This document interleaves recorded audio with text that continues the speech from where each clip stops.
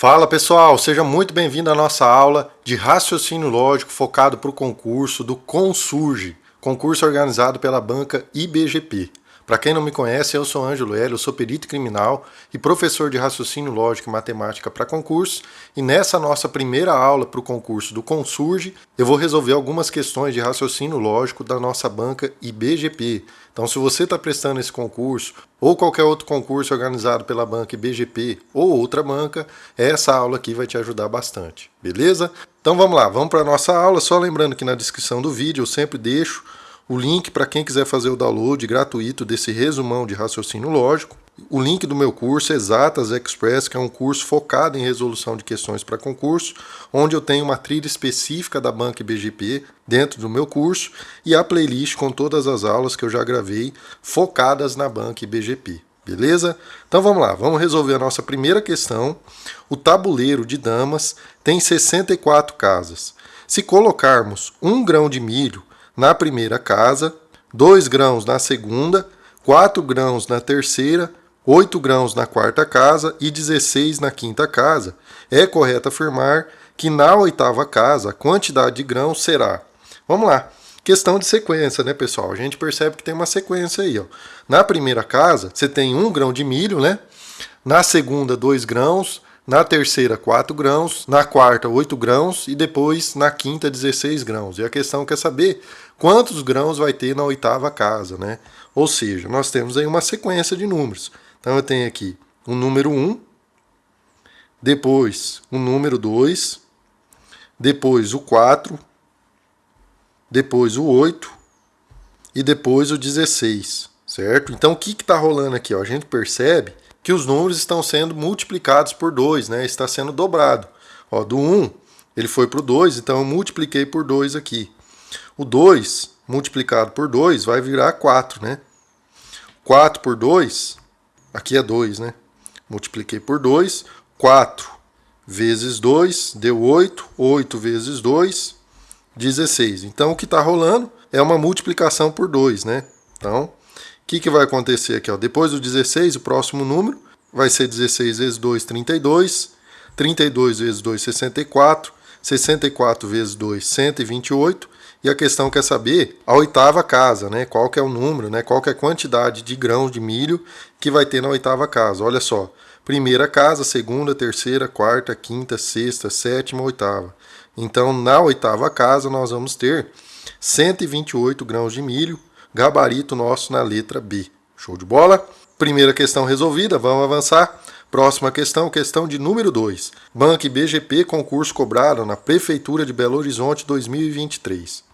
Considerando que o órgão fiscalizador de atividades licenciadas em desacordo com as normas vigentes aplicou um total de multas equivalente ao total de elementos da operação A união com B, onde A é igual ao conjunto formado pelos elementos 1, 3, 7, 8, 9 e 11, e o B, conjunto formado pelos elementos 3, 6, 7, 9, 12 e 13. Indique o total de multas aplicadas e assinale a alternativa correta. Então, o que ele quer saber, na realidade, é o total de elementos dessa operação, A união com B, tá? Para saber o total de elementos, nós precisamos saber qual que é o conjunto A união com B, pessoal. Então, vamos lá. Ó. Vamos formar o conjunto A união com B, beleza? O que esse operador união faz entre dois conjuntos, pessoal? Ele reúne, né? Ele une os elementos do primeiro conjunto com os elementos do segundo conjunto, tá? E os elementos repetidos a gente não precisa repetir, né? Você vai contar uma vez só, tá? Então nós temos aqui, ó, vamos juntar os elementos, né? Então eu tenho aqui o 1, que pertence ao conjunto A, mas não pertence ao conjunto B. Então vamos colocar aqui, ó, o 1. Depois nós temos o elemento 3, que pertence ao conjunto A e também pertence ao conjunto B, né? Mas eu não vou colocar o 3 duas vezes, né? Não precisa, tá? Depois eu tenho aqui o 7, que pertence ao conjunto A e também pertence ao conjunto B, né? Então o 7 está aqui no A e está no B. Depois nós temos o 8, que pertence ao conjunto A, mas não pertence ao conjunto B, né? Antes do 8, vamos colocar só o 6 aqui, ó, que pertence ao conjunto B, mas não pertence ao conjunto A, tá? Só para a gente manter a ordem, tá? Então o 6 pertence ao conjunto B e não pertence ao conjunto A. Depois nós temos o 8, né? Na realidade ficou fora de ordem aqui, né? Deixa eu consertar isso daqui. Então eu tenho o 6, o 7 e o 8, tá? Mas a ordem não é relevante, tá, pessoal? Eu só estou organizando aí para ficar mais bonitinho. Mas o importante é você saber quais são os elementos do conjunto A união com B. A ordem é irrelevante, beleza? Depois nós temos o elemento 9, que pertence ao conjunto A e também pertence ao conjunto B. Depois nós temos o 11, que pertence somente ao conjunto A. Depois o 12, que pertence ao B, mas não pertence ao A. E o 13 também, né, que pertence ao B, mas não pertence ao A. Então 11, 12, 13. Vamos ver se é isso mesmo? 1, 3, 6, o 7, 8, 9, 11, 12, 13. Beleza, então nós temos quantos elementos aí? Ó? 1, 2, 3, 4, 5, 6, 7, 8, 9 elementos, certo? Então, o número de elementos do conjunto A união com B é igual a 9. 9 elementos, beleza? Então, o nosso gabarito é aqui na letra B. Show de bola? Então a questão está resolvida, mas vamos aproveitar essa questão, pessoal, para dar uma revisada em operações com conjuntos, tá? A questão pediu a quantidade de elementos da união de dois conjuntos, mas poderia ter pedido, por exemplo, a quantidade de elementos da intersecção. Como que ficaria, pessoal? Se eu tivesse que fazer a intersecção entre o conjunto A e o conjunto B. Esse símbolo aqui é o símbolo da intersecção, né? A intersecção entre dois conjuntos, pessoal, é o conjunto formado pelos elementos que pertencem ao primeiro conjunto e também pertencem ao segundo conjunto, tá? Ou seja, é o conjunto formado pelos elementos em comum entre os dois conjuntos. E o que eu tenho aqui em comum entre o conjunto A e o conjunto B? Vamos ver, ó. O elemento 1, ele está em A, mas não está em B, então não é em comum, certo? O 3, ele está em A e está em B, beleza, então faz parte da intersecção. O 7 também, o 8 está em A, mas não está em B. O 9 está em A e está em B, então faz parte da intersecção. O 11 está em A, mas não está em B. O 6 ele está em B, mas não está em A. O 12 também e o 13 também. Então, nós vamos ter que o conjunto A, intersecção com B, vai ser formado pelos elementos 3, 7 e 9, beleza? Deixa eu ver se está certinho, se a gente não pulou nenhum, né? É isso mesmo, né? Então, esse daí é o conjunto A intersecção com B. E se a questão quiser saber, pessoal, o A menos B, a diferença entre o conjunto A e o conjunto B, como que ficaria? Vamos lá, ó. Vamos rever, né? A menos B, ou a diferença entre o conjunto A e o conjunto B, vai ser o conjunto formado pelos elementos que pertencem ao conjunto A, mas que não pertencem ao conjunto B, tá? Então eu vou pegar essa galera aqui, ó, esses elementos do conjunto A e excluir, tirar desse conjunto os elementos do conjunto B, tá? Então tem que pertencer ao conjunto A e não tem que pertencer ao conjunto B. Então eu tiro os elementos do conjunto B. Show de bola? Então vai ficar o seguinte, ó. Eu vou pegar aqui do A, eu vou tirar o 3, que pertence ao conjunto B, vou tirar o 7 e vou tirar o 9, né? Então o que resta, o A menos B vai ser o quê? Vai ser o que resta, vai ficar 1, o 8 e o 11. Esse é o A menos B, tá? E se fosse o contrário? Se eu precisasse saber quem que é o B menos A, como ficaria? Vamos lá. Agora eu vou fazer o contrário, né? O B menos A vai ser o conjunto formado pelos elementos que pertencem ao conjunto B, mas que não pertencem ao conjunto A. Então eu vou pegar aqui, ó, do conjunto B, pessoal, e tirar os elementos do conjunto A. Então eu vou tirar o 3, que pertence ao A, o 7, que pertence ao A, e o 9, certo? E vai sobrar o quê? Vai sobrar o 6, o 12 e o 13. Então a gente ficaria com o 6, o 12 e o 13. Esse daqui seria o B menos A, beleza? Demos uma pincelada teórica aí nessa parte de operações com conjuntos. Show de bola, galera? Vamos avançar, vamos para a próxima questão. Questão de número 3. E se eu estou conseguindo te ajudar de alguma forma com esse vídeo, deixa o like, se inscreve no meu canal, me ajuda a continuar te ajudando. Quem já está inscrito, deixa o comentário, compartilha esse conteúdo. E quem tiver interesse em conhecer o meu curso, o Exatas Express, que é um curso focado em resolução de questões para concurso, onde eu tenho uma trilha específica só de questões da Banca BGP, com centenas de questões para você chegar com segurança para a sua prova. O link está aí na descrição. Então vamos lá, mais uma questão, questão de 2023, acerca de 2 passeios fiscalizados pela Prefeitura de Belo Horizonte, sendo eles passeios A e passeio B, né? Pode-se dizer, se passeio A é acessível e regular, então ele é correto. Se passeio B é obstruído e estreito, então ele não é correto. Sabe-se que passeios A e B são corretos. Logo, é correto afirmar ser verdade que. Olha só, galera, essa daqui é uma questão, né, de argumentação lógica. Nós temos aí algumas premissas, tá? E nós precisamos tirar uma conclusão a partir dessas premissas, beleza? Então, eu preciso considerar que essas nossas premissas aqui, ó, são verdadeiras, tá? Esse é o nosso ponto de partida. Eu preciso assumir que essas informações são verdadeiras. Então, essa nossa primeira eu vou assumir que é verdadeira, aqui a segunda também é verdadeira e a terceira também é verdadeira, tá? Nessa nossa terceira premissa aqui, pessoal, o que nós temos? Sabe-se que os passeios A e B são corretos. Então, a gente já pode concluir que tanto o passeio A quanto o passeio B é correto, né? Nós temos aqui o conectivo E, tá? Para o E ser verdadeiro, as duas coisas têm que ser verdadeiras. Tanto o passeio A é correto, é uma verdade, quanto o passeio B é correto, também é uma verdade. Então a gente conclui, né, que os dois passeios são corretos, beleza? Nós vamos utilizar essa informação nas demais premissas, olha só. Na primeira premissa, nós temos aqui o conectivo se então, certo? Condicional, se então, tá? O se então, nós temos duas partes, né? Aqui nós temos a primeira parte do se então, beleza? E aqui, depois do então, é a segunda parte, tá? Muito bem, galera. Nós sabemos que o passeio A é correto, certo? Então, essa informação aqui, ó, ele é correto, esse ele está se referindo ao passeio A. Então, essa nossa informação é verdadeira ou falsa, pessoal? É verdadeira, né? Porque ela está falando que o passeio A é correto. E nós chegamos a essa conclusão. De fato, o passeio A é correto, então isso daqui é uma verdade. Beleza. E aí, a gente precisa saber se isso daqui, a nossa primeira parte desse nosso condicional, é uma verdade ou é falso. Como que nós sabemos isso, pessoal? Analisando o conectivo, né?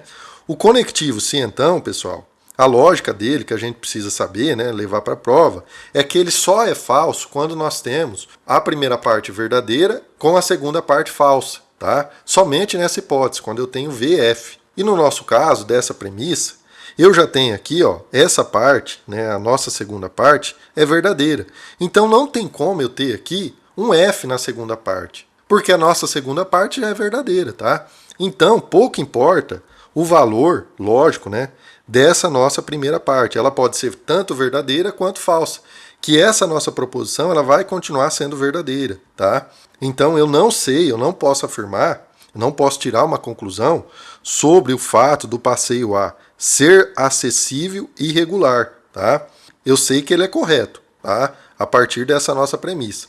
Agora, a informação, se ele é acessível e regular, isso eu não posso afirmar a partir da análise dessa nossa primeira premissa. Agora vamos analisar a segunda premissa. Aqui a segunda premissa, nós temos outro se então, né? Se então, tá? Então eu tenho aqui a primeira parte do condicional, do se então, e nós temos a segunda parte, beleza? Na segunda parte, nós temos a informação que ele não é correto. Esse ele aqui, ele está se referindo ao passeio B, né? Então ele está falando, o passeio B não é correto. Isso é uma informação verdadeira ou falsa, pessoal? É uma informação falsa. Porque eu sei que o passeio B é correto, é uma informação verdadeira. Então a informação de que ele não é correto é uma informação o quê? Falsa, né? Então nós já encontramos que isso daqui é falso, tá? E aí, eu pergunto para vocês, essa nossa primeira parte aqui, ó, ela é verdadeira ou falsa, galera? Olha só, se aqui eu tivesse um verdadeiro, eu ia ter verdadeiro na primeira parte do condicional, com falso na segunda parte do condicional. E o resultado disso daqui ia ser falso, não verdadeiro, né? Mas eu sei, né, eu parti da premissa que isso é uma verdade.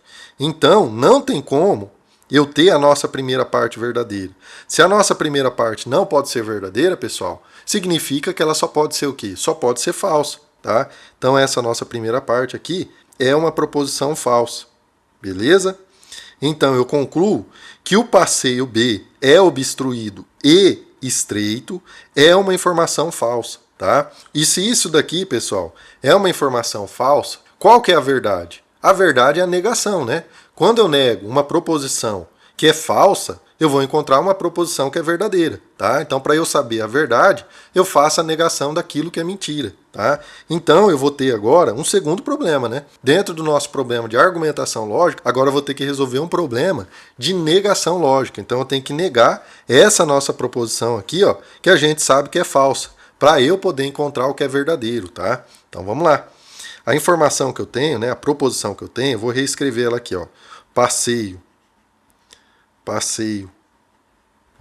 B é obstruído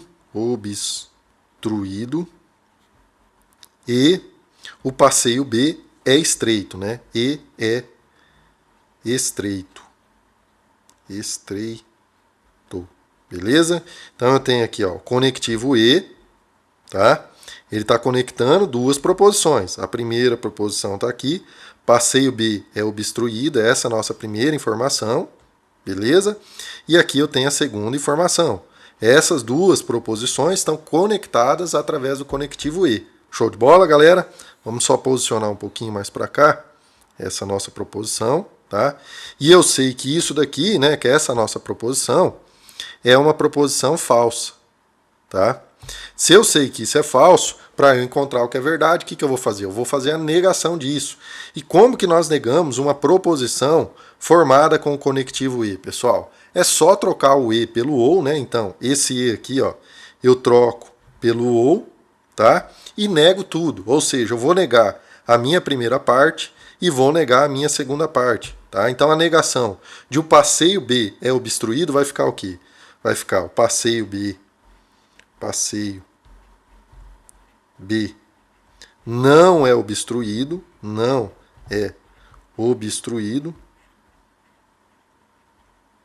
Essa é a negação da primeira parte. E a negação da segunda parte vai ficar o quê, pessoal? Não é estreito, né? Ou não é estreito. E eu sei que essa daqui é uma informação verdadeira, né? Porque essa informação é uma negação de uma proposição que possui valor lógico falso. Então, a negação de alguma coisa que é falso é uma proposição verdadeira, tá? Então, logo, é correto afirmar ser verdade que. Então, nós precisamos saber o que é verdade. A verdade é que o passeio B não é obstruído ou não é estreito. Então, nosso gabarito aqui na letra A. Né? Passeio B é desobstruído ou não é estreito. Esse desobstruído aqui, né, pessoal, ele tem o mesmo sentido lógico do não é obstruído, tá? Então, nosso gabarito aí na letra A. Questão trabalhosa, né, galera? Nós tivemos que montar um argumento, né? Precisamos analisar cada uma das premissas, tirar uma conclusão a partir dessas premissas e depois fazer a negação dessa conclusão. Porque a conclusão que a gente obteve é uma proposição falsa. E aí a gente nega a proposição falsa para encontrar aquilo que é verdadeiro, tá? E para ficar bom nesse tipo de questão, né, pessoal, tem que treinar bastante, tem que praticar matemática, raciocínio lógico, é bastante treino, tá? Para isso eu tenho meu curso Exatas Express, que é um curso pensado para quem já está com o edital publicado, tem pouco tempo para se preparar e precisa otimizar a sua preparação naquilo que de fato importa. Nesse meu curso você vai encontrar uma trilha específica com centenas de questões só da Banca BGP. Beleza? O link vai estar aí na descrição. E se eu conseguir te ajudar de alguma forma com esse vídeo, deixa o like, se inscreve no meu canal, me ajuda a continuar te ajudando. E para continuar estudando comigo, clica nessa playlist que está aparecendo aí na tela e bora para a próxima aula. Valeu, tamo junto, fique com Deus, bons estudos.